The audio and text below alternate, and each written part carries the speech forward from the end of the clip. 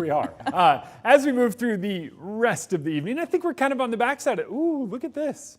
Always fun to kind of take a look at the atmosphere overhead. A little bit of a, oh, can you even see this? I'm looking at the monitor across the room. Line, line, line, right above the pavilion. Line, line, line.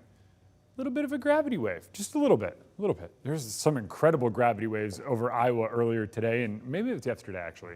Yesterday, yep, yesterday. And they were downright insane. The imagery out of it is awesome. But anyway, let's talk this. Showers move out, air quality stays pretty okay, and summer heat is back on as we get into the weekend.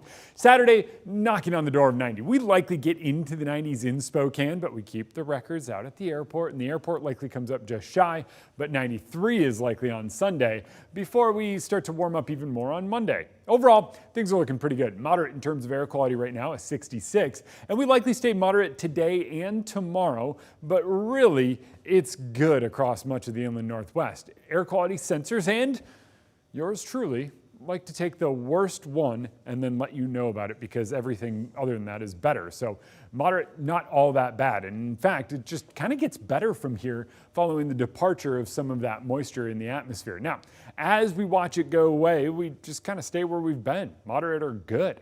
Now, tons of stuff going on. This is a wave of energy coming off that low. That low eventually decides to turn the corner and head toward us. That's not until next week, but here's all that moisture that moved through. And when it comes to thunderstorms, most of that stayed down in central Idaho and over in Montana. Here, we didn't get any in eastern Washington or north Idaho. Instead, it was a round of light showers that moved through. Those were heavier south of Interstate 90, and now those kind of worked their way out. Sandpoint's still in some of that activity, but seriously, Deer Park, Athol, Rathdrum, all the way down to, I would say, Wallace, and even up toward, I would say, Colville, you're kind of on the backside of Republic. Omak, you're on the backside of this. It continues to work its way off to the north. We've seen the worst of the wind. We've seen the worst of the rain, or the best of the rain.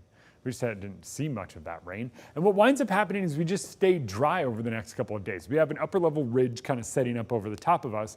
So we just stay hot, sunny, and dry through Monday. And then Tuesday, things change as that storm we just pointed out off the coast turns the corner and makes its way toward us. 70 or 80% chance of rain and thunderstorms on Tuesday. Seriously, it is going to be warm. We have the low overhead. We have the moisture in the air. All of that comes together to give us a chance of some more widespread thunderstorms than what we've seen lately. 50% chance of rain on Wednesday. And then what looks like happens, this is Labor Day weekend, by the way, is we stay warm and that chance of rain kind of lingers. That's the one that I'm most interested in. What happens as we get closer to Labor Day?